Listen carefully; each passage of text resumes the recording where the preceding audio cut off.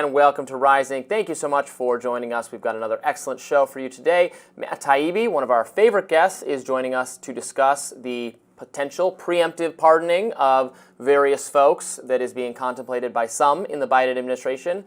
And we'll be talking about lots of other very interesting subjects with Niall Stanage. Nice to see you. A whole gamut of topics to talk about, Robby. Always a pleasure. Let's get started. Robby, what is on your radar?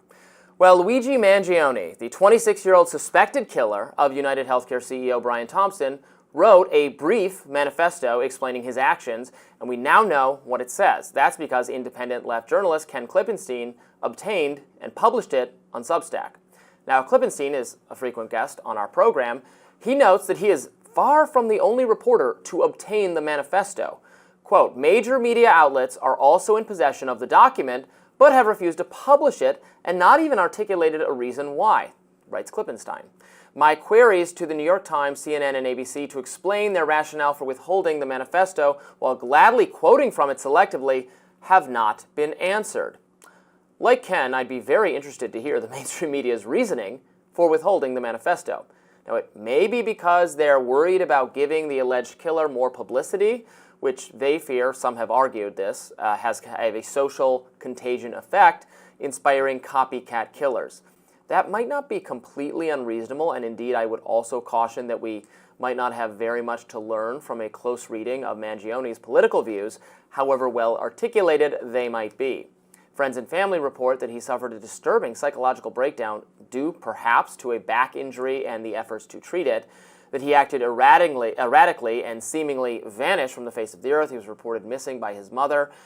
Now, pain can take a terrible toll on a person's mental health, and a person who is in the grips of a pain-related mental collapse is probably not a person whose ideology needs to be carefully studied. All that said, the idea that the media can simply keep silent about the manifesto and thus discourage interest in Luigi Mangione is obviously ridiculous. If you log onto social media, you'll see photos of him everywhere. He's very photogenic, that's part of it. You'll read people's thoughts about him. You'll see videos of him. In the internet age, it's simply impossible to stop people from talking about the things they want to talk about. The mainstream media wishes it still had the power to control and shut down the conversation, keep us away from subjects they don't want to discuss. But the reality is that's all over now. It ain't gonna happen. Which means that people are free to speculate wildly about why Mangione allegedly gunned down the CEO of a major healthcare company. They are also free to speculate that there's something more to this story, and many are doing just that. The writer Walter Kern, for instance, posted that aspects of this story seem fake to him, and he's hardly the only one expressing that view. Social media is full of takes from people saying that Mangione is the fall guy or that he's been set up, that sort of thing. The mainstream media refusing to show you his manifesto isn't going to make those doubters go away. On the contrary, it's going to make people suspicious that the truth or something like it is being kept hidden from them. Well, not here on Rising. We're going to read the manifesto in full. It is mercifully short and concise. Here is what he wrote. To the feds, I'll keep this short because I do respect what you do for our country. To save you a lengthy investigation, I state plainly that I wasn't working with anyone. This was fairly trivial, some elementary social engineering, basic CAD, a lot of patience. The spiral notebook, if present, has some straggling notes and to-do lists that illuminate the gist of it. My tech is pretty locked down because I work in engineering, so probably not much info there. I do apologize for any strife or traumas, but it had to be done. Frankly, these parasites simply had it coming. A reminder, the U.S. has the #1 most expensive healthcare system in the world, yet we rank roughly number 42 in life expectancy. United is the largest company in the U.S. by market cap, behind only Apple, Google, and Walmart. It has grown and grown, but has our life expectancy? No. The reality is these have simply gotten too powerful, and they continue to abuse our country for immense profit because of the American public has allowed them to get away with it. Obviously, the problem is more complex, but I do not have the space, and frankly, I do not pretend to be the most qualified person to lay out the full argument. But many have illuminated the corruption and greed, e.g. Rosenthal and more, decades ago, and the problems simply remain. It is not an issue of awareness at this point, but clearly power games at play. Evidently, I am the first to face it with such brutal honesty." End quote. Now, while being escorted by police to his extradition hearing in Pennsylvania on Tuesday, Mangione said the following. I'm completely out of touch.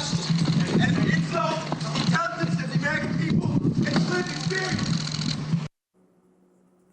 So that is his stated explanation for his actions. As I said, it is a brief manifesto by the standards of deranged killers. And I do find it, like Ken, I don't really understand, so I should rephrase that. I understand generally what the rationale is for keeping these manifestos hidden. Media members figure that if we shower attention on people who commit these kinds of acts, we'll get more of them. There is some social psychology research to suggest that might be the case.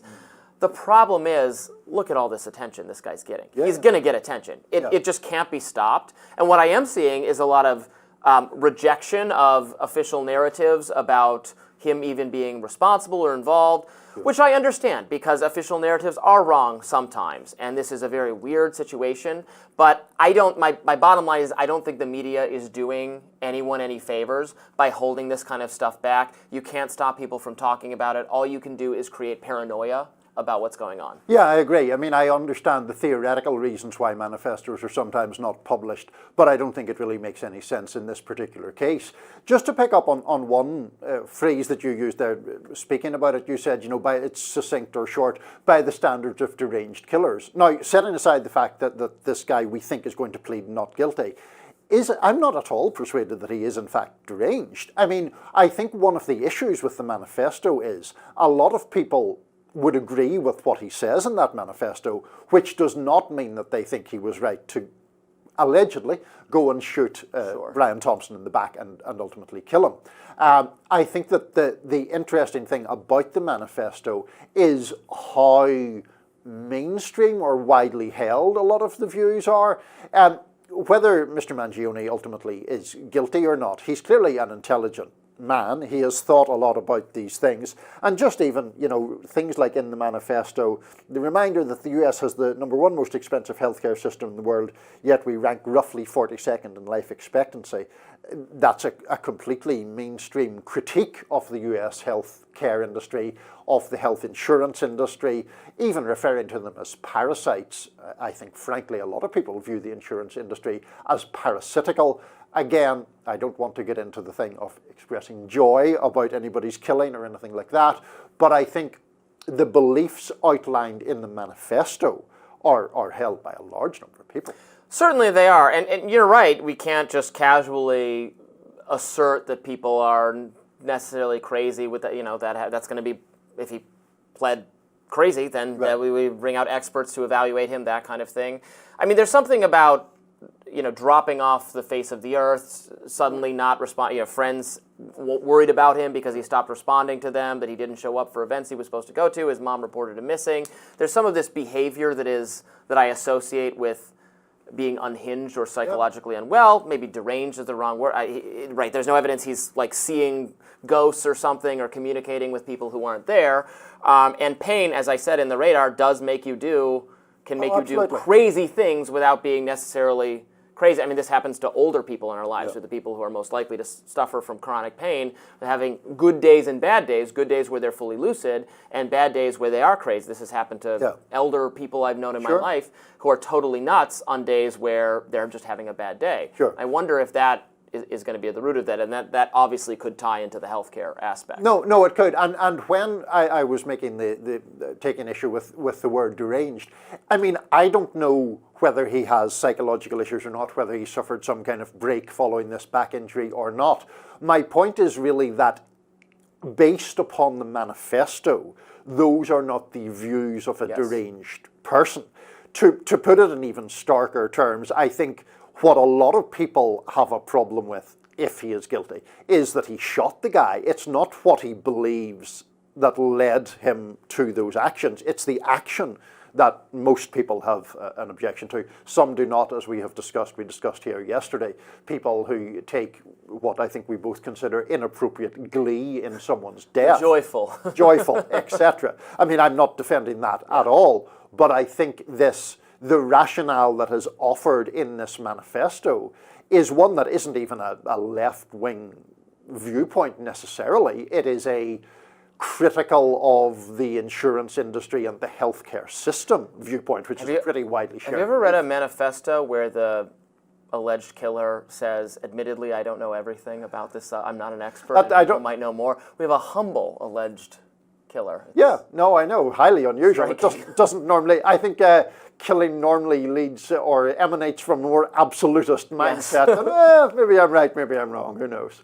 Fascinating. Well, we will be discussing more details of this case a little bit later on the show. We'll be talking about what Joe Rogan had to say about it, and lots more to come still on Rising. Stay tuned. Some critics of President Biden fear that he won't just stop with the pardoning of his son, Hunter. Mainstream media has reported that Team Biden is considering preemptive pardons for people like Anthony Fauci and former Congresswoman Liz Cheney. On the pardoning of Hunter, supporters of the president said that he just did what any man would do for his son. Independent journalist Matt Taibbi has some thoughts about that explanation. And here to elaborate is Matt Taibbi himself. Thanks for joining us, Matt. Thanks for having me on. So let's just sort of summarize what your argument is about this. You're not a big believer in the paternal care explanation for this pardon, evidently. Well, I mean, I'm actually a big believer in the presidential pardon power generally. I think the intent of it, if you go back and look at the Federalist Papers, was to provide a check against institutional power. And look, voters know that they're giving presidents this authority when they vote them in. And it's one of the things that we expect, that there's going to be this kind of thing at the end of a presidency often. And we've seen that in my lifetime, certainly.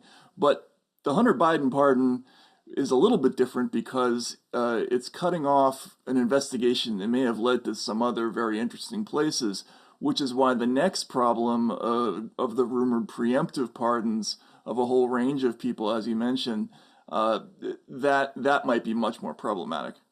Yeah, I like that you bring that point up. I've mentioned that a couple times. You know, while I'm extremely critical of the actions Biden has taken here, not so much with the pardoning Hunter for the gun charge, but for exactly as you said, closing the door to a future investigation of corruption or influence peddling.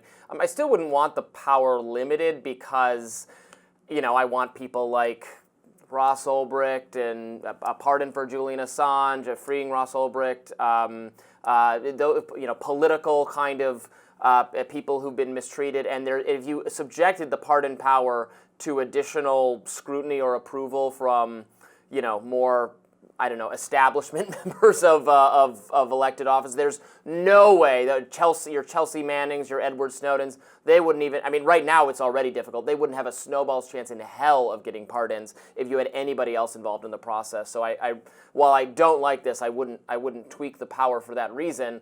You know, what is, you've written so much about Russiagate and, you know, the national security states' interventions into media narratives around these things. What do you see as being lost if we're no longer going to be looking at any of the Hunter Biden stuff with Ukraine, et cetera? Well, that's not a story that I know a ton about. I mean, we did some work on the whistleblowers that were behind in the IRS and who were commenting on the FBI investigation and where that was leading and not leading. My understanding is that there was a whole range of shell companies that that would have been looked at going forward. Not just Rosemont Seneca, right, which is the famous one that people know about, but there are others that need to be looked at, I think, because there is significant suspicion of wide-scale influence peddling. So that's disappointing. But I think it will be even more dangerous if they cut off investigations into, say, the origins of Russiagate or things like the origin of COVID or the government's response to COVID. There's a whole rat's nest of stuff that I don't think the country can afford to see preempted by a wave of pardons. And by the way, I agree with you about the pardon power. If it wasn't just invested in a single person, if they had to create another committee, that's the whole problem, is that these institutions, they're impregnable. Once you get an institution involved, that's when you get somebody who stays in prison for life, and that's why you need it to be in the hands of a single person. theoretically. So I'm not in favor of cutting back the authority. It's just that in this case, it doesn't look great. In relation to the preemptive pardons, Matt, I mean, it seems like basically a large part of your concern is the idea that if those pardons were indeed issued, it would choke off investigations that would be worthy investigations in your mind, if I have that correct.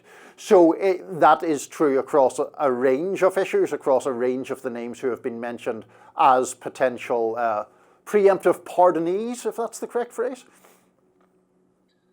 Yeah, absolutely. Some of the names that they're talking about include Senator-elect Adam Schiff. He was prominently mentioned in the Politico piece that was floated out there not by, conservatives or critics of Joe Biden, but clearly they came from congressional Democrats, the sources in that story were. So they're floating the idea, it seems. And the three names that were mentioned were Anthony Fauci, Liz Cheney, and Adam Schiff. And that right there, you see represented three major avenues of investigation. One is Russiagate, the other is COVID, and the third is the J6 investigation, which Donald Trump has talked about being interested in. I know less about that one. The other two, though, I know there would be significant interest in going in a wide variety of directions, not just on the part of Congress, but also the incoming executive branch enforcement agencies. They are rearing to go and look at some of those issues. And if there are pardons of some of the key figures, that will be very difficult for them going forward. The mainstream media and Democrats and allies of President Biden are defending this by describing what President Trump might do when he gets into office, is settling scores with enemies. Kash Patel, who's nominee to head the FBI, has in the past said things about going after enemies in not just political figures but also in the media. I don't want to see that kind of thing happen. I don't want to see just score settling because you disagreed with President Trump or you criticized him. Certainly don't want to see the government going after the media. That's everything I'm against. At the same time, that I don't want to see. Bad, not legitimate. But investigating political figures who did, or government figures who did wrong or who misled the American people or were corrupt or that kind of thing. Well, yes, we want that investigated by our government. What is your level of hope that we're going to see from like a Kash Patel, the kinds of investigations or reforms that probably you and I would want to see rather than the ones that establishment figures fear we're going to get? Well, I understand that concern. And like you, I reflexively recoil when I hear anybody talking about going after the media because normally, I would say in 99.99% of cases, that's usually an illegitimate thing to be looking in the direction of. There are rare instances where journalists can technically be in violation of the law for reporting things, and President Barack Obama actually broke the seal on those kinds of investigations by launching 8 different Espionage Act cases that went after leakers in media cases. And one of those involved a media figure who was named as an unindicted co-conspirator. That was James Rosen at Fox, or Rosen, I'm sorry. And I do worry about that, however. One thing I will say, though, is that Russiagate is an extremely unusual case where there's a lot of the stuff that took place could not have happened without the media. And there may be some situations where there were media figures who weren't exactly acting in the traditional way that we would expect a journalist to act. In other words, just reporting on stories that were handed to them.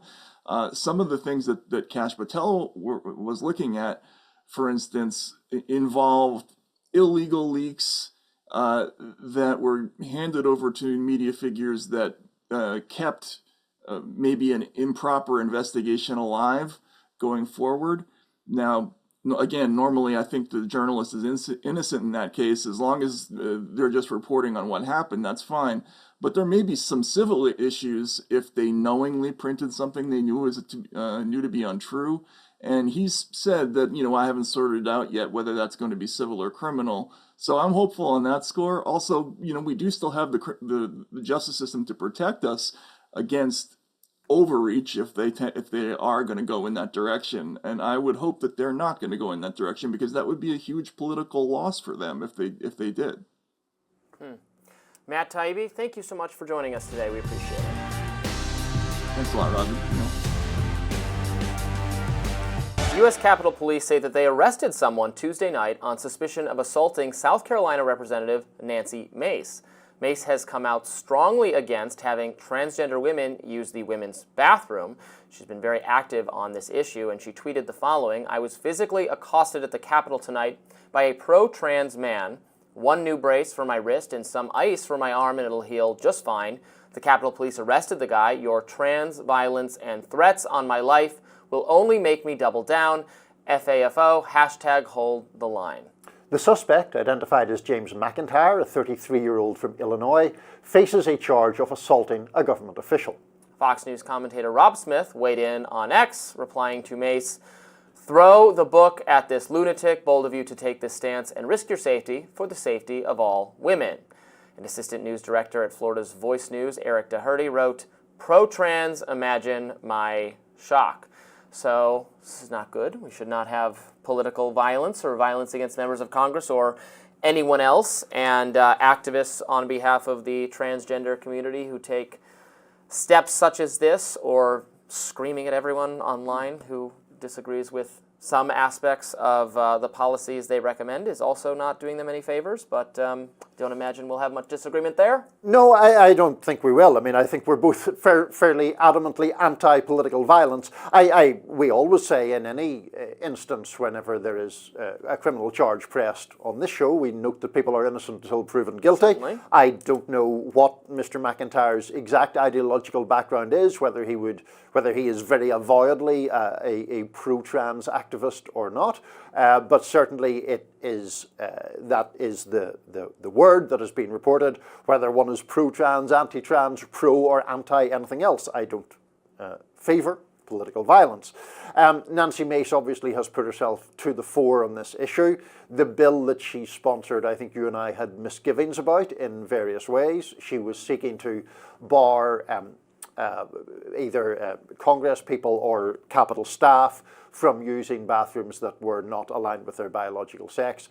But she made very clear that she was really targeting Congresswoman-elect Sarah McBride, a Democrat from Delaware, who's the first openly transgender person to be elected.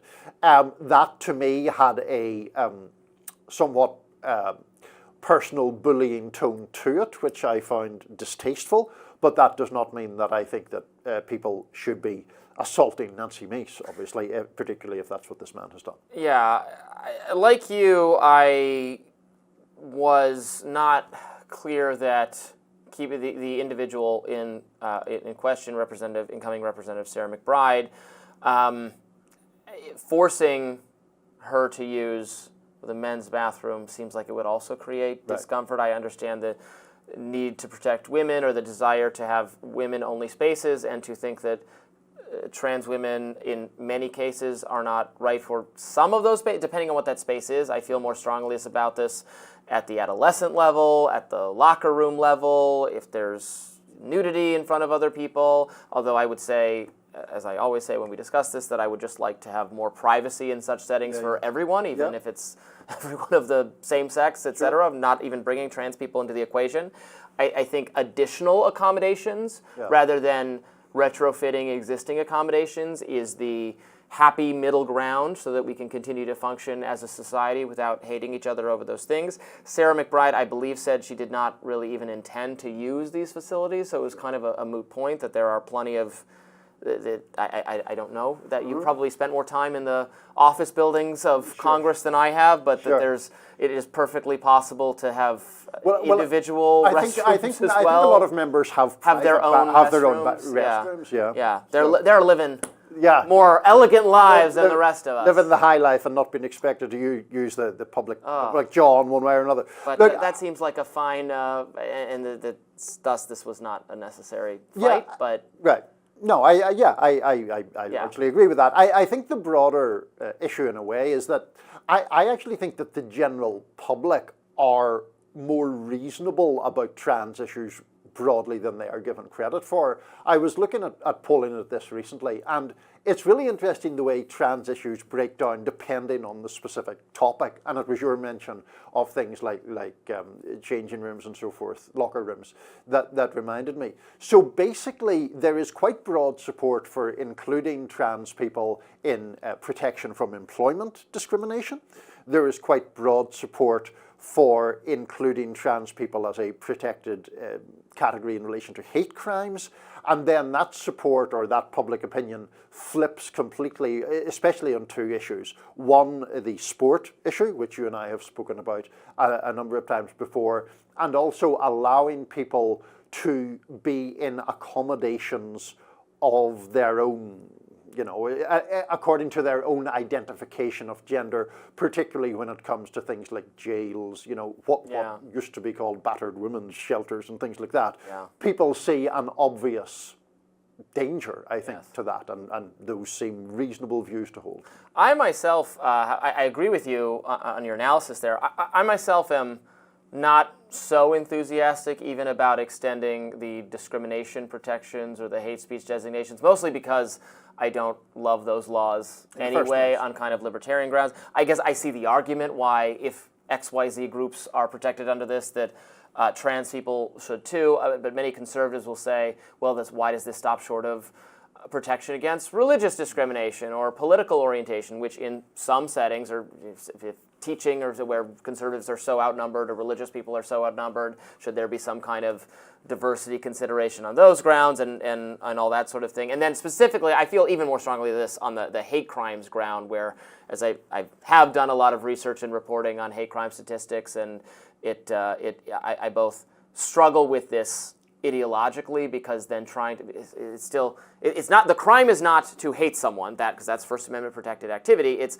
if you commit a crime like vandalism or assault or murder or rape, and then there's evidence that during the commission of the crime you uttered something against a racial group or Jewish people or women, or then you could get additional penalties, but that has to do with your state of mind and is very weird to me. I've no real problem with that, because not to cut across you, but I mean, I just think that if you are beating up beating up anyone is wrong. It is rightly a crime. If you're beating up that person because they are black or gay or whatever, I do think that exacerbates the offense. But you still could have a judge or jury can take, when you get to the sentencing can take those things under consideration, as they always do. Then decide that your crime is even more heinous. But this is on the charging side. And, we know how much power prosecutors already have to overcharge people such that they have to plead guilty, because with the additional penalties you could be facing so much. So they're always pleading guilty, or in the vast majority of it's like 90% plus. You have to plead guilty at some point because you can't risk it, because they can overcharge. And this is one of the reasons they're able to do that. Yeah. So I would rather, if we're going to make consideration, either reasons for leniency or reasons for additional punishment, I would leave that to judge and jury discretion. Yeah, no, that's a fair point. Just before we wrap this segment, Robby, a slightly separate issue, which is that perhaps this is my background, I grew up, as you know, in Belfast at a time when there was a whole political armed conflict there, and so security around politicians was very, very tight for legitimate reasons. Now, I'm not at all saying the United States is there yet, but there is clearly a lot of vitriol in the political discourse here. And, just in my own experience as a reporter and being around Washington, I sometimes genuinely worry that there isn't enough security around politicians, and this is not an ideological point at all. And so, well, the repeated attempts on Trump's life certainly made me think that. No, absolutely. And so there is, I get that there is a balancing act, because the more secure you make someone, the more remote you make them from the public. That's literally how it's done.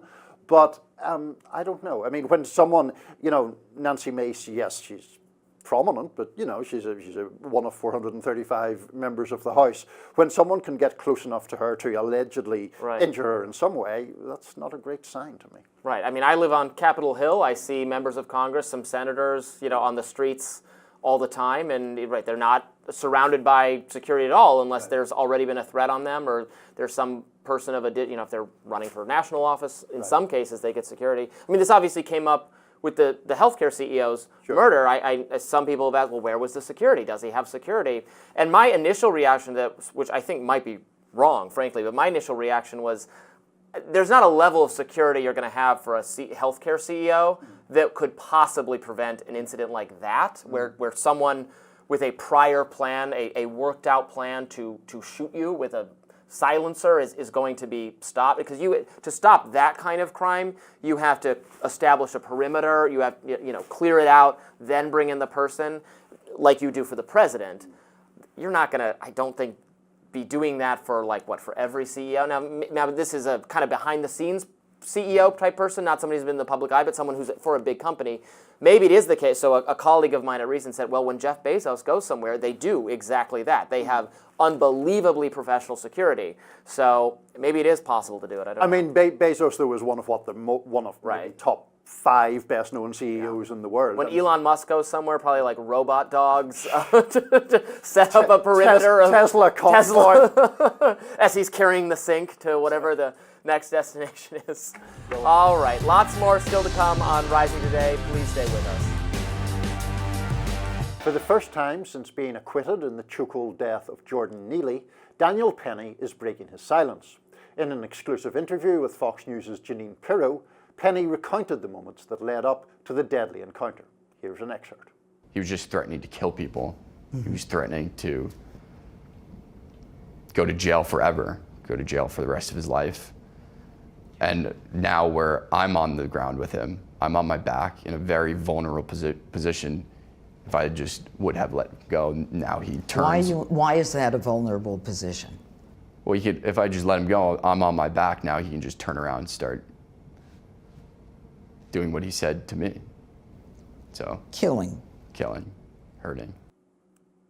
In the full interview, which airs today, Penny elaborated on what prompted him to act. Take a look. I'm not a confrontational person. I don't really extend myself. I think this type of thing is very uncomfortable. All this attention and limelight is very uncomfortable. And I would prefer without it. I didn't want any type of attention or praise. And I still don't. The guilt I would have felt if someone did get hurt, if he did do what he was threatening to do, would never be able to live with myself. And I'll take 1 million court appearances and people calling me names and people hating me just to keep one of those people from getting hurt or killed. Social media users weighed in. Podcaster Eric Matheny posted, quote, Daniel Penny is a throwback to an era when men were men, a dying breed in a world gone soft. Michael Schellenberger posted, quote, it was dangerous to acquit Daniel Penny, say the media, AOC, and others. No, it wasn't. It was dangerous to charge him. It's bad enough letting psychotic people terrorize the public. It's even worse to punish self-defense. Their de facto weaponization of sick people is itself sick. Joe Walsh posted, my take, 1, Luigi Mangione is a murderer. He should be condemned. Daniel Penny is not a murderer. Criticize him or thank him. He's a citizen who tried to do the right thing. 3, it's horrible that both Brian Thompson and Jordan Neely lost their lives. So we've, discussed this case a fair amount. I don't think it's surprising to see him now doing an interview and speaking out on his side of the story. I'll be interested to see the rest of it, describing why he did, from what he did from his perspective. Yeah. Jordan Neely had threatened people on the subway car, and the people were concerned, and that was the action he took. Obviously, it resulted, maybe the argument is, did it result directly in the death of Jordan Neely, or was it a contributing factor? That Jordan Neely was also on a considerable amount of drugs and was not given adequate medical attention when the police did arrive, and so on and so forth. For all those reasons, the jury decided to acquit. They did. I think that this is perhaps the topic that we maybe today we'll disagree the most on, because I think, this case has obviously divided the nation, as the cliche goes, and the question is, Daniel Penny, hero or villain? And I think you at least lean toward the hero. Well, I don't say no. I don't want to. I don't want to say he's a hero. I don't like. I lean toward he is innocent and was correct to be found innocent. Right. Okay. Hero. Conservative media wants to make everyone a hero if they've been mistreated by liberal prosecutors, and you can both be a victim of liberal prosecutors and not necessarily a hero. I don't know if he's a hero or not, but I agree with the outcome. Yeah, and I don't. So look, I think the issue there, Daniel Penny in one of the excerpts we played talked about, I'm not a confrontational person and all of that. No one in this case, or certainly in the courtroom, had ever argued that Daniel Penny went out with some animus in mind to go and kill some homeless black guy. Well, I think I would disagree. I've certainly seen, maybe no one in the prosecution, but there is so many takes out there on social media from this is, a white man killing a black man. But and so I know we quote tweets a lot, but we tried to do it from mostly recognized commentators. I just think that the point is, were Daniel Penny's actions proportionate to the perceived threat faced? And I would argue that they were disproportionate, including the length of time he restrained Jordan Neely for, the fact that he was asked by one bystander to let him go and didn't, the fact that Neely's body went limp while Penny was doing all of this. That has been decided by the jury. They decided to acquit. The bigger problem, or the thing that I get more frustrated about, I can't remember, it wasn't Schellenberger, it was the person before that we quoted, the sort of, this is a throwback to when men were men. I find that just nonsense. The idea that you can have just a situation where people kill other people on the subway and get away with it, and then that's a proof of machismo, I think is just, I just don't accept that framing of it. Yeah, that's not my take at all. That's, not the position I'm coming from. Yeah. Right. The situation is concern, I think a reasonable concern, that there was going to be violence on the subway and it was going to be committed by this person. And so Daniel Penny took an effort to stop that. And yes, the debate comes down to, was it disproportionate? At some level, it was certainly disproportionate because it resulted plausibly or contributed to his death, and he should not have died for the situation he was in. But that, but this is someone who had assaulted people, who had outstanding, had hit someone, I believe, on the subway or in a public place. Yeah, but and Daniel Penny didn't know any of that. Well, but I don't know. Does it matter if you know or not? Well, yeah, it does, because you're exonerating his actions on the basis of knowledge that he couldn't have had. Well, right. It's certainly knowledge that he didn't have, but whether it's a correct guess, the person, it is correct to view that person as a threat. It was right because that person is a threat and has committed violence in the past and had, I don't even remember how many arrests, had an outstanding warrant at the time. For instance, I saw the New York City Civil Liberties Union put out a tweet saying that Jordan Neely deserved basic human rights, a safe place to live, enough to eat, access to mental health care. And the community note on that is, well, as part of his plea agreement, he got all of those things, and he left the facility after 13 days. There was an effort by the system to accommodate him, but because you can't force mentally ill people to stay in treatment, this is what results. Again, that doesn't mean he deserves to die, but the threat this man posed to the people around him was in fact credible. And I think, as I said the other day, I've been in a situation with a person like this in public, and it is absolutely terrifying. So first of all, there is a really genuinely interesting philosophical debate about mental health and what society should be empowered to do if people who are clearly mentally unwell leave treatment or refuse to volunteer for treatment. And that is a whole very complicated issue about the rights of the individual versus the rights of the public to be safe from mentally ill people.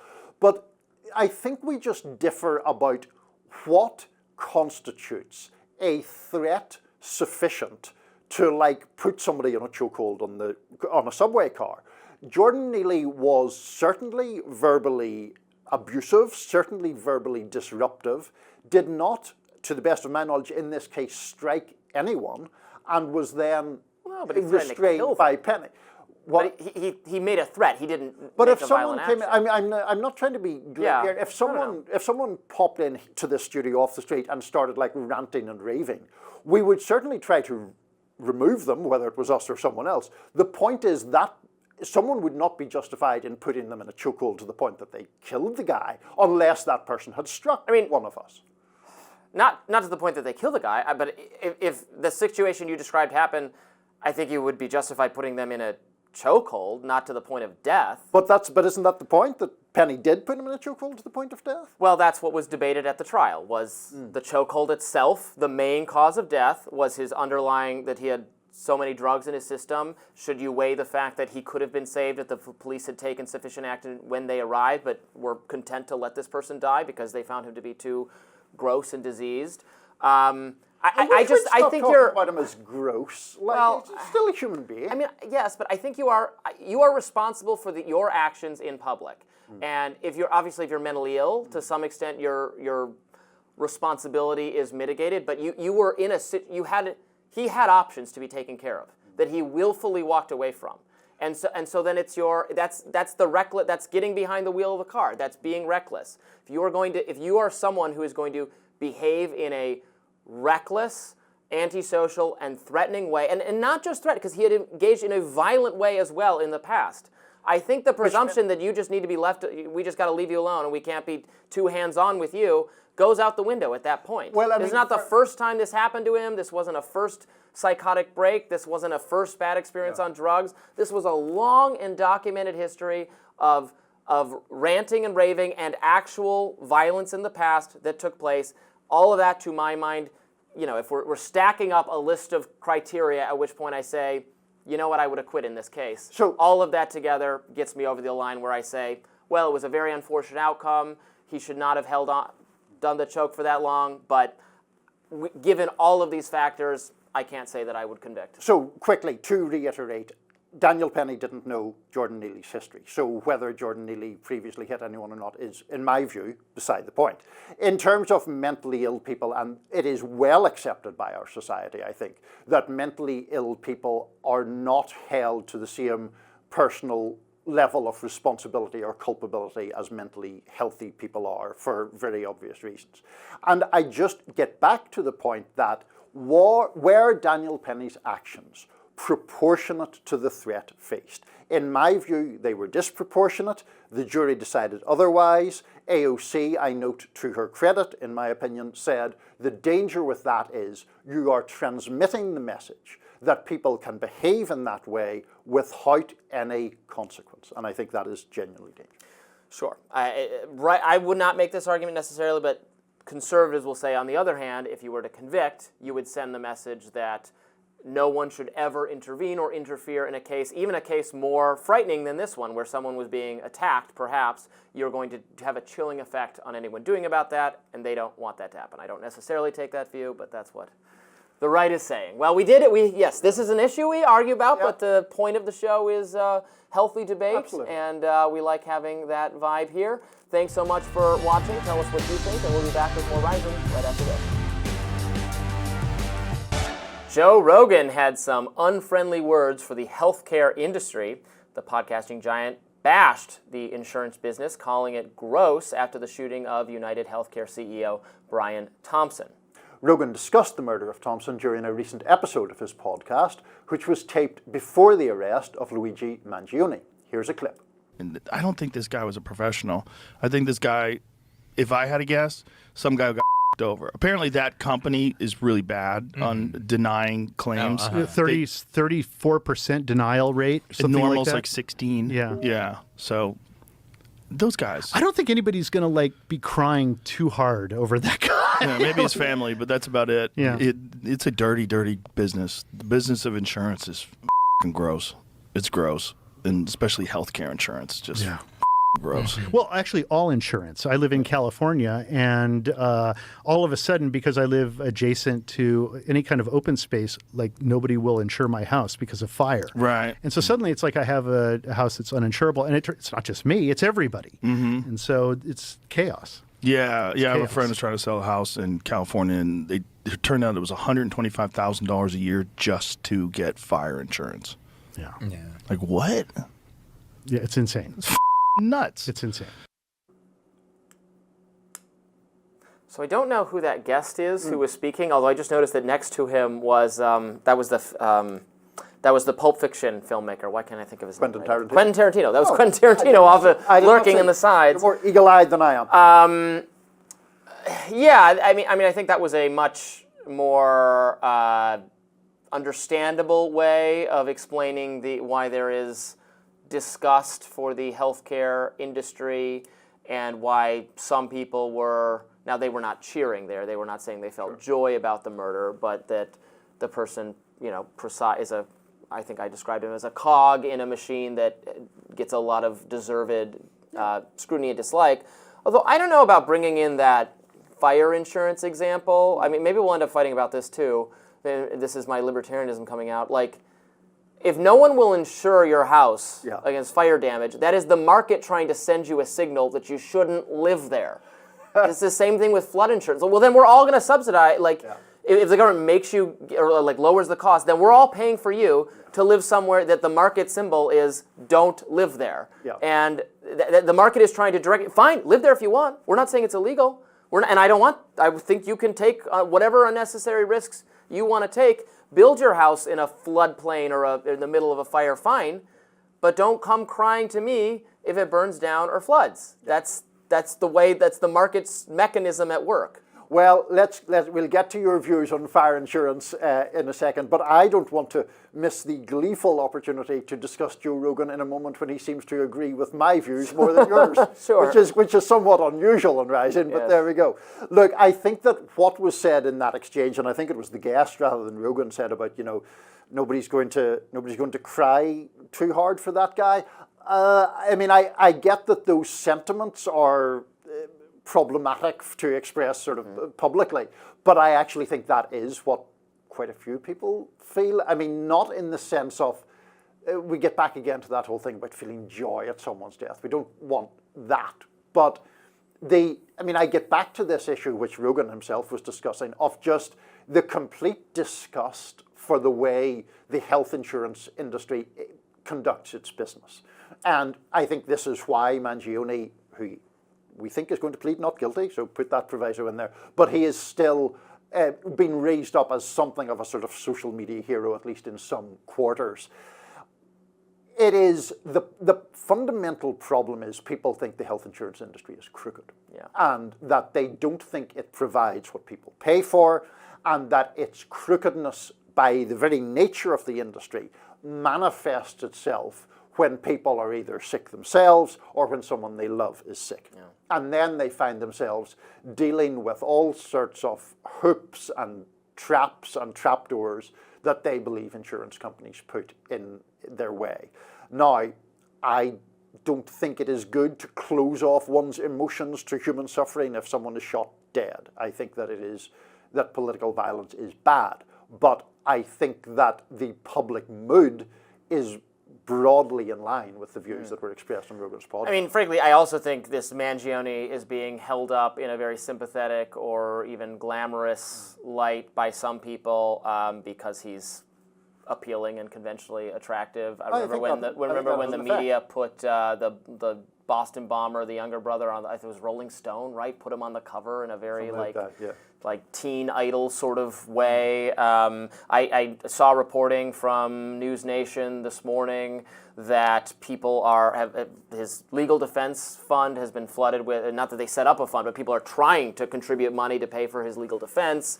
Wouldn't your libertarian nature be in favor of that? Well, I'm not against it. It's fine, but I think it's misguided. Very misguided is the lead. This is how you want to spend your money. I mean, just like, serial killers get marriage invitations in prison, right? I think like Charles Manson and probably who are those brothers that everyone's become obsessed with because of that Netflix show, the Menendez brothers. That's right. Yeah. There's like aren't they? There are people who want them freed just because they're obviously guilty. They certainly did it, but they're portrayed in a sympathetic way in a Netflix thing that might not bear any resemblance to the actual details of the case. I think people there's a tendency for people to fall for the Netflix versions of things, like the Making a Murderer guy. They wanted to reopen that case. No doubt he was innocent the first time, and it's absolutely terrible to convict someone, send someone to prison for a crime they absolutely did not commit. he absolutely did commit the crime the second time. There's no serious doubt.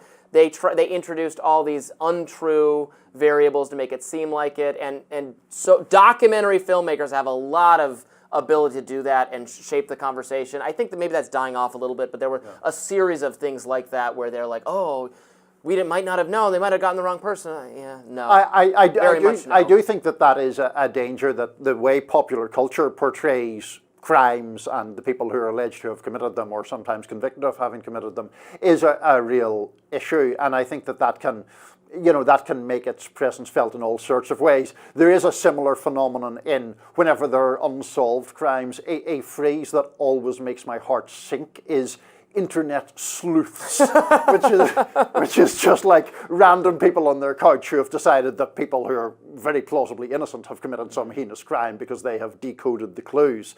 But anyway, health insurance industry is terrible. I think it's widely viewed as terrible. I think Joe Rogan, as is often the case, is fairly much in line with the public mood on the matter. I don't think that justifies shooting people on the street, as I have now said on this show numerous times. But I just think the public sentiment around this is very interesting. You bring up internet sleuths. One case I can recall of internet sleuths doing a lot of good was in this, I watched this documentary about, it's called Don't F With Cats. Did you see that one? I didn't, but it's I know what you're talking about. Very interesting about this just cat group, people who love cats, identified this video online of this insane young man strangling or suffocating a cat, and just used the background over time to pin, like, oh, well, that kind of curtain is sold here, and that to pinpoint him to a place in Canada, and it turned out he had killed someone else. Okay. And they were able to help the police send this man to prison, and it was so internet sleuths, on occasion, some good being done just by people who didn't want cats to be mistreated. A rare vote in favor of internet. Yes, don't F with cats. More Rising coming up next. Conservative media channel One America News Network announced on Tuesday that Matt Gaetz will be hosting their primetime political talk show. Gaetz' new one-hour show will air at 9 Eastern starting January 2025. He will also co-host a weekly video podcast with OANN's Dan Ball. The former Florida Congressman Matt Gaetz is not the only one who took this path. Others have done this in the past. In 2019, former White House Press Secretary Sarah Huckabee Sanders obviously became a Fox News contributor after leaving President Trump's team. In 2023, Jen Psaki, the former White House Press Secretary for President Biden, joined MSNBC, where she hosted and still does host, I believe, Inside with Jen Psaki, replacing an hour of All In with Chris Hayes. Let's take a look. We're going to start today with Donald Trump's interview with NBC's Kristen Welker. And look, I'm not here to explain it all or to make sense of it all, because that would be a very tall task. And frankly, I'm not here to sane wash some of the crazy things he says or pretend his tone means he's a changed man. I don't think that's the thing. Sean Spicer, who served as the White House Communications Director in 2017 under President Trump, launched Spicer & Co. and in 2020 on the network Newsmax, another conservative cable channel. He started his new show in 2023, The Sean Spicer Show. It also aired by the First TV. Let's watch. Do you think that Biden will issue preemptive pardons for people writ large? First, we just need to say very clearly that revenge is not the same thing as accountability. Number two, is this even constitutional? So I know everyone's saying the word that it's unprecedented, but is it actually legal? Is it constitutional? Can he actually do this? Isn't this indicative that Biden thinks that these individuals have done something illegal? Like, don't you pursue a pardon to excuse and pardon and forgive? And Simone Sanders, in 2020, joined the presidential campaign of then former Vice President Joe Biden as a senior advisor. And after Biden won the election, she was named chief spokesperson and a senior advisor for Vice President Kamala Harris, after which Sanders debuted her new show on MSNBC, Simone. Let's watch some of that. I would like to take a few moments to talk about Harvard University President Dr. Claudine Gay. She resigned last week after drawing criticism for her testimony at a congressional hearing on campus anti-Semitism, along with allegations of so-called plagiarism. So, based on that lovely sizzle reel of Absolutely. past political spokespeople and members of Congress joining political news networks. There's nothing new at all about that. I don't even see anyone objecting, really, to the idea that this would be a unworthy fit for Matt Gaetz. One America, not to besmirch their name, is a little bit less big time than Fox News or MSNBC or something like that. But he has found a place there, and I wish him well. What can you say? He has found a place there. I imagine, incidentally, that's the longest you have watched Simone Sanders' show probably ever. In that little introduction. What? No, Simone is my favorite. Yes, I'm sure she is, Robby. Yes. And look, I mean, there is this pipeline now which takes people from the political world to the media world. I think vice versa. And vice versa. And very much vice versa in Yes. the incoming Trump administration, where we have a number of figures, most notably Pete Hegseth, who really made their name and image in the media, though of course he did serve in the military prior to that. And now that media experience seems to be commending him to President-elect Trump. And as far as the broad issue, I'll get back to Gaetz in a second, but I think the broad issue here is the propensity of certain cable networks, both on right and left, to function as rather propagandistic outlets for the political party. Now, it's a free country, people can program whatever they wish. I don't mind either programming with a liberal or conservative viewpoint or lens, which nonetheless adheres to certain journalistic values that I think are important. You have countervailing views, you are fair, you're accurate, etc. I do think that there is a tendency now to just have, and has been for some years, have people just recite the party talking points. We try, I think, legitimately hard not to do that here, where you're obviously representing a more libertarian viewpoint and I'm representing a more liberal one. But that is different from simply saying, like, I'm not here to represent the DNC and you're not here to represent the RNC. And I think that there are people in cable news networks who are there for that purpose. I find this to be the case when the seldom times when I do turn on the TV and watch cable news. It happens less and less frequently. I usually just get the highlights from social media where clips are posted or from YouTube. But when I do actually turn on the TV, I still have cable because I can't figure out how to cancel it, and I think it would be, a bigger waste of my time to get on the phone with try to get out of the deal. Xfin or FiOS to get out of it. I'll just pay it every month, whatever. But when I turn it on, I find, yes, I'm confronted by, on both sides, just total propaganda. And it's so, more than it being harmful, I just find it boring and I don't want to watch it. Although I will say that I've taken One America and Newsmax's side, or I felt a lot of sympathy for them as they've been threatened by Democratic lawmakers in some cases, or platforms that are carrying them, like Comcast and Verizon, have received threatening letters in the past from the likes of Elizabeth Warren type people over how we want investigation into your decision to have these channels, and that, to me, that's very much a First Amendment adjacent issue. Yeah, I've never been a big fan of the targeting of advertisers. The whole advertiser boycott tactic. I think that has been used on both wings of the political spectrum. Yes. And I don't really, because then it seems to me, then you are sort of seconding corporations into some sort of moral position, which I think corporations are very bad at upholding apart from anything else.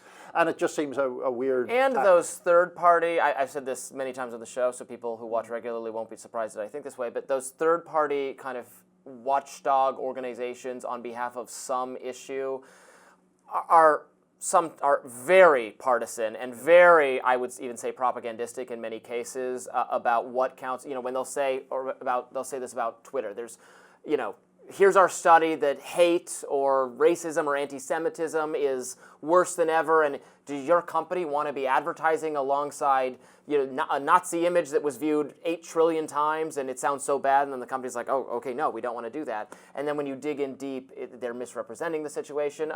Liberals, I think, or progressives, would take notice of them, organizations like the Anti-Defamation League using this to blunt criticism of Israel.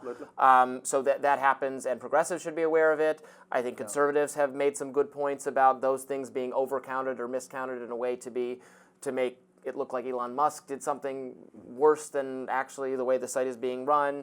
And it's not, it's not the advertisers demanding any of these changes. It's them saying, we don't know anything about this. We're relying on this third-party organization that is the most partisan of all. Yeah, it can be activist organizations often, and I do think that's a real danger. Just one other thing, not to get too much into media inside baseball, as it were, but I do think it's interesting, the sort of paradigm that a lot of cable news companies use is it's kind of akin to sports, but for politics. And just as sport networks will have people who are former players on, political or news networks like to have former political players on.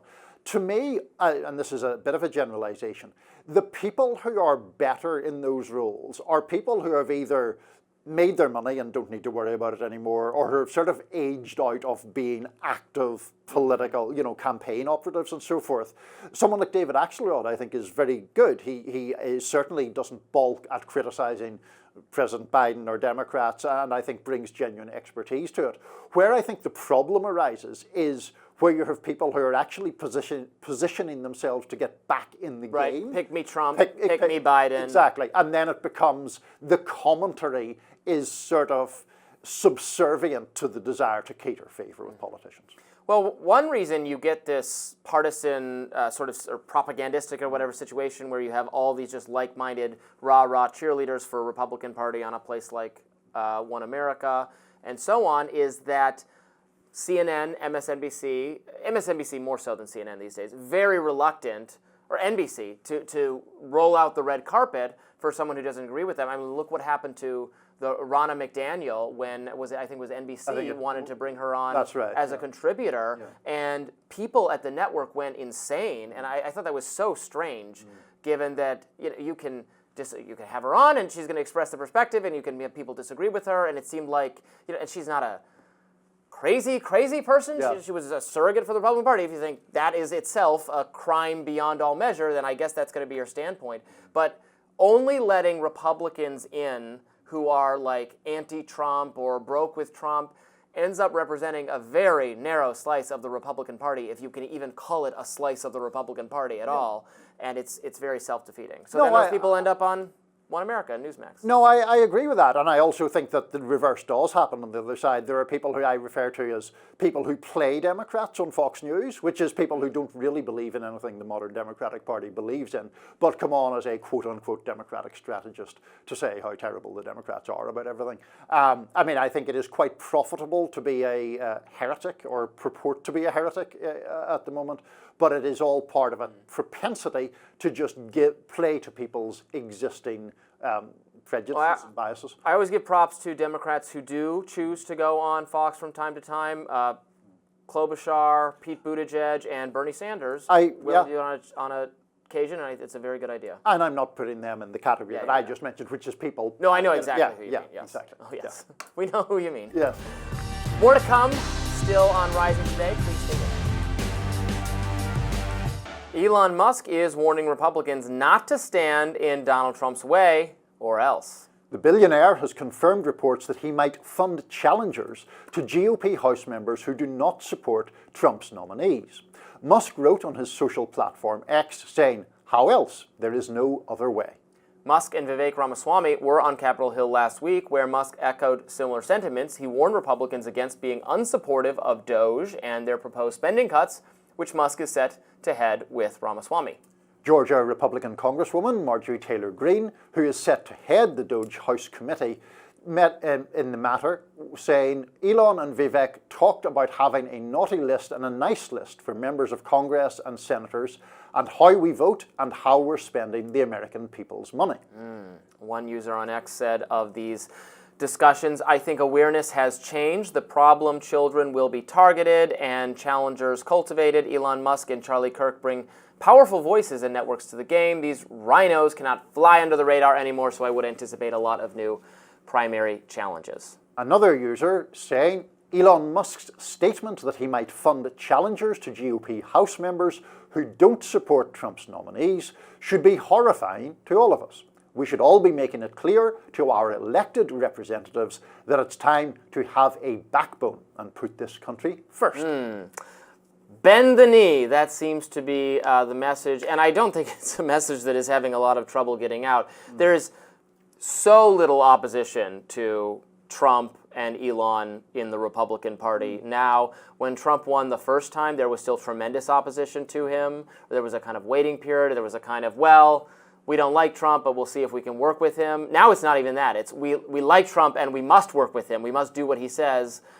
The dissenters are gone from the party. Even people who had a kind of more powerful position to dissent, like Nikki Haley, are not saying it. They're just waiting until maybe Trump is, dead, I guess, is when the political... Off the scene, I believe, is the diplomatic way. Well, he's never going to be off the scene until he is literally buried in the earth. It is his Republican Party until then. But in this case, Elon, if he's prioritizing, cutting government spending or cutting waste, that is something Republicans have talked about doing for years and years and years. I would argue they've often failed to do it, but there's no even reason why they should necessarily oppose doing it, although then you always get into the position where, not just Republicans, every member of Congress is against government spending in general, but wants all that spending to come home to daddy's district to benefit the constituents, the jobs, the perks, the military base. Yeah, we got to close all those military bases, but not the one here in my district. Sure. Can't have that. And this is how we get endless proliferation of government spending. Oh, absolutely. On the government spending issue, I agree 100%. Everyone is against government spending until it benefits them, when they're suddenly in favour of it, whether that is a politician in the person's district or a person who's recipient of Medicare, Medicaid, for example, and has criticisms of other forms of quote-unquote welfare spending. So that's all true. And it is also true that Donald Trump has sort of seized control of the Republican Party over the course of his time in politics. It is so bizarre sometimes to look back and think of how Trump in sort of late 2015 was seen as this joke character running a self-promotional run.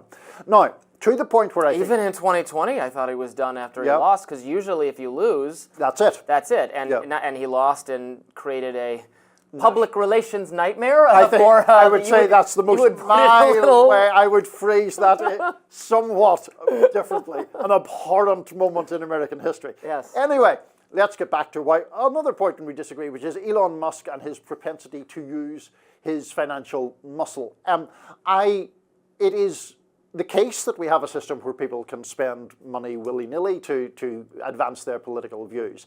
I do think that Elon Musk's instance here, where he is essentially talking about using his fortune as the world's richest man to effectively enforce loyalty or fealty to a politician and a president-elect who he is close to and whom he stands to serve and stands to benefit from potentially.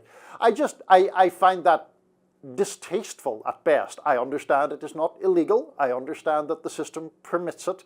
But I also do think that it just, I have described him previously as an oligarch. He's somebody of vast wealth who uses that wealth to protect his own interests, to advance himself, and to help elect politicians who he thinks are going to help him that goal. Yeah, he's not alone in that regard, obviously. There are all sorts of very wealthy and powerful people who use their wealth and power and influence to elect Republicans and Democrats.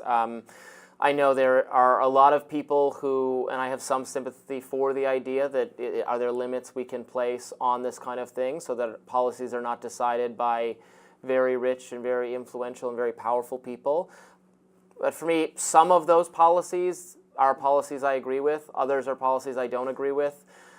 And then when you start putting limits on the money that rich and powerful people can spend on elections, what our Supreme Court has said is that starts to run, and I don't disagree with them, it starts to run into free speech and First Amendment issues.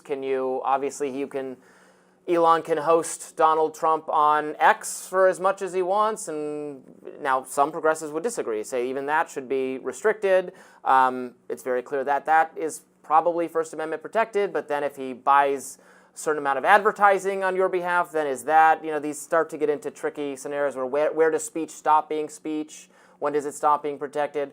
Our current Supreme Court has drawn a pretty, wide, has embraced a very broad definition of what constitutes speech, and so there are only so many limits. And then I also worry that when you start putting limits on how wealthy, well-connected people can spend their money for elections, what you do, and this kind of happened with the whole PAC system, right? Well, now they just funnel it. Now there's just a third-party thing. They funnel it. They're still paying. They just pay it into a PAC. Then the PAC pays it to the candidate. So all you've done is create a new category, middle manager of campaign funds for well-connected insiders. And then I think you've actually created a situation where rich and powerful people have even more, or it's easier for them to spend their money. It's harder for them to spend their money, but easier relative to you, who don't understand the ins and outs of campaign finance law and can easily get tricked up. It reminds me of how Walmart ends up coming out in favor of like minimum wage because while it's bad for their business, it's even worse for all their competitors.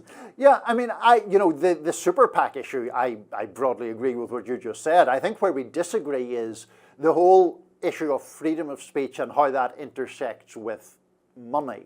Because my argument about this is that if you have somebody of vast, vast wealth who is at liberty to use that wealth to push their political agenda, if you take the view that that is in some abstract sense an assertion of freedom of speech on their part, doesn't the overwhelming financial weight that they're putting behind it effectively choke off or drown out the freedom of speech of people who don't have that wealth? People who disagree with Elon Musk, if they're, working in some form of manual labor, don't get their voice heard in even remotely the same way. Well, in practice, yes, but it's a non-rivalrous good. I mean, him speaking or spending doesn't stop you from doing it. You just have less of ability. Now, there are some... I mean this fondly. I love the way you say, well, in practice, yes, but in the abstract, it's all fine. I mean, in practice, it's what we should be worried about. I mean, yes, in practice, some people's speech ends up being more persuasive for a variety of reasons, and you can't regulate that out. Now, $100 million. Well, in certain cases, now we do have some regulations that survive First Amendment structure on, for instance, what can go on the airwaves, where there is a finite amount of bandwidth, I don't know the correct terms, and so there are some regulations there, but if it's just speech going out, into the ecosystem, it's not just because someone has the ability to do more of it and you don't, we can't make that all fair and above board, and it's just the way it works. And I always got to remember, like the campaign, the decision, the Citizens United decision, which really threw open the gates and interpreted so much money as speech. The reason the government lost that case when they tried to argue that that existing campaign finance law should stand, Citizens United was a group that made an anti-Hillary Clinton documentary and published it, put it out there too close to the election, and that was illegal under campaign finance. But a documentary is speech. The government said that was a campaign contribution to Hillary Clinton's opponents. And when it came to the Supreme Court, they asked the government, one member of the court asked the government's prosecutor, so you're saying you can suppress this film. If it was a book, could you suppress it? And the government said yes. And that's when they lost the case. Because no one agrees with that you could suppress a book because it's anti-Hillary Clinton right before the election. You can't do that. You can't do that. And so because the government overreached and tried to interpret this action of this group as something they could restrict under existing First Amendment jurisprudence, the Supreme Court threw the whole thing out. I mean, I just think... Cautionary tale. It is a cautionary tale. I think that there is fundamental change needed to the electoral system because of the way it gives such untrammeled power to moneyed interests. And I would say, and do say the same, in terms of billionaire spending on the Democratic side. It is not healthy for democracy to have moneyed interests so empowered, in my opinion. Good discussion. More Rising coming up right after this. Stay with us. Are we even allowed to enjoy this holiday season? The ladies of The View got into it over that question on Monday. One of the hosts made the case we have to make an effort to enjoy the holiday season, even as we are facing an incoming Trump presidency. Boo-hoo! But others disagreed. Let's watch. All we have to do from now until January 21st is be with our families, be with our kids, do our jobs, make sure our checks don't bounce, make sure that we are taking care of ourselves and our families. Whatever he's going to do, but do take our word for it. Things seem to move slowly because, they didn't come get Hillary. But He has other people who are ready to go. But I don't think that they can just go out and do what they want to do. I told you last week, legal ramifications. No, wait, I told you last week I disagree with you when you say that. Because we have the luxury of saying that. Because we're legal, we are successful, we are. But if you're an illegal immigrant in this country, you're not going to be not in a panic. If you are a woman working for the Department of Defense, you have a right to be in a panic. You tell people to stay fraught and like this. I'm telling people to prepare, Whoopi. I'm telling people to prepare. They are prepared. Right. So that means I'm saying that to means people, that they can be relaxing and enjoying Christmas. No, it doesn't mean that. When winter is coming. So a couple things. First of all, I am very envious of their holiday decorations. Yes, we need more of that. Very good. We don't have any. Now, I see right over there, behind the cameras, there were, earlier today, there was some poinsettias and wreaths and trees and things. I don't think that's for us, sadly. Sadly not. I wish it was. Love to put a little Santa hat on you, Niall. I think that would be adorable. Point number 2. We can say Christmas again. It's no longer illegal to say Merry Christmas. Donald Trump is going to be president, so that it is no longer, just so you know, legal again. Christmas has been made. Holiday schmoliday. I was expecting the delight of hearing you agree with Whoopi Goldberg. I do. You're right. I do agree with Whoopi Goldberg there. Honestly, Whoopi is one of the ones I am more likely to agree with. That is few and far between when it happens. Anna Navarro, by extension, I think I've never agreed with once, ever. Whoopi has her dead to rights, that she just wants to be freaked out about Trump all the time. That's her entire personality. I'm sure a conservative would respond to the things Anna Navarro said there by saying the intention is not that all illegal immigrants need to fear for their status, but if you are an illegal immigrant who is a criminal for some other reason, or you are taking more out of the welfare state and not contributing to our society, then perhaps you do have something to fear. And I forget, what was the other group? People who work for the Defense Department? Women who work for the Defense Department? Women who work for the Defense Department? Oh, that's a Pete Hegseth. Yeah. Pete Hegseth all right, thing. well, that's just...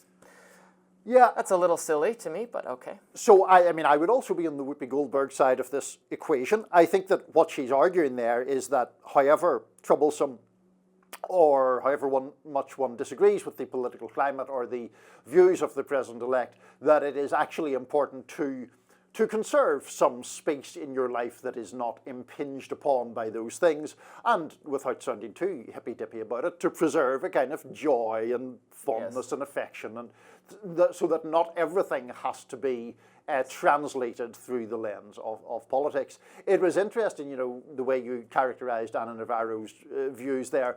It actually reminded me of, we were discussing either yesterday or the day before, Jon Stewart talking about the media's propensity to just freak out about absolutely everything at all times, scare people to a very considerable extent. All of that being said, I think that there are obviously legitimate concerns, particularly for people of a liberal disposition, about an incoming Trump administration, which is anathema to many of the things that they believe. Trump is going to have a Republican House and a Republican Senate. We were just discussing earlier in this show his very, very firm hold on the Republican Party. So look, he's going to have a lot of power to do everything. If people disagree with that, they should certainly get involved in political activism to... They should prepare to punish his party in 2 years. Exactly. Which they can do. There will be another election, not at the presidential level. Yep. There will be a congressional election in 2 years, and there will be another presidential election in 4 years. It flies by. Mm-hmm. There's only the president has a limited window of mandate, consensus, can get something done. Trump will have more of it this time than last time. Barack Obama was the only other president in however many long years to really have the ability to do something when he came in. And he spent that capital on our healthcare system. So we'll see what Trump does. I hope it's on cutting government waste, having some reforms at government agencies like the FBI, not reforming them in a way to go after journalists, but bringing the national security intelligence apparatus more under the democratic control, and having accountability there, and then having sane economic policies that lower prices for everyone. And then clearly there is, while it is not top of mind issue for me personally, clearly Donald Trump was elected to do something to fix the immigration system, to do something about illegal immigrants streaming over the border. So if that's more border security, and then I would actually like to see some kind of, to assuage Anna Navarro's concerns, I would like to see a pathway to citizenship for people who have come here and who are working and are contributing to our society, or people who are getting if they come here for an education, I don't send them back to China, please. Trump has talked about that. He said, wait, we have people coming in from Asia studying at our schools, and then we ship them back afterwards. No, I don't want to do that at all. So let's fix the process, and then you won't have the illegal immigrants who are overtaking border communities or swamping social services because there's too many of them at once and it's too hard for the system to keep them to account. And then maybe in those cases, some people do get lost between the cracks, criminals, violent people who are causing the kinds of incidents that provoke so much national media attention. Do something about that, and don't send the military door to door to deport everyone who can't find their papers. I don't think anyone actually wants to see that happen. It would be very costly and disruptive to American society. Would end up hassling not just illegal immigrants, but all of us. People don't want to see that. They just want to see the system fixed. Yeah, I mean, to the point about education and immigration, I think it is crazy that there is this thing where the United States uses its colleges and universities to educate people to a very high standard, and then another country, often at least a competitor country, if not an outright adversary. It's national suicide. It makes no sense to me. It's kind of ludicrous. One of the things that I haven't really got my head around this time around with the Trump administration, and it gets back to what our friends in The View were talking about, was that in 2016, I guess, start of 2017, after Trump had won the election, there was such obvious liberal outrage. There was the Women's March for a start. There were street demonstrations whenever, I can't remember if it was the Muslim ban or some other immigration measure came into place. I don't know enough about the View archives to know if Whoopi was ordering people to the streets at that point. But it's interesting to me that there doesn't seem to be that level of activist outrage. Now, there is clearly a lot of liberal opposition to what Trump wants to do, because lots of it isn't liberal. But there isn't that sort of people are not marching in the streets this time. And very little marching in the streets. I'm not sure what that is really, whether it's the fact that he very clearly won the election and it wasn't that much of a shock that he did, or whether he has just moved the political debate to a point where things that were perceived as shocking in 2016 or early 17 are less shocking now. He's won so utterly that the activists can't even be bothered to go out there and protest him. I don't know. It is a strange phenomenon, though. It is. No, it's worth commenting on for sure. That does it for us today on Rising. Thanks so much for watching our show, and be sure to like, share, and subscribe so you never miss any content. And for those of you who like to listen while on the go, we're now available anywhere you can find podcasts, and we'll be back here tomorrow. See you then.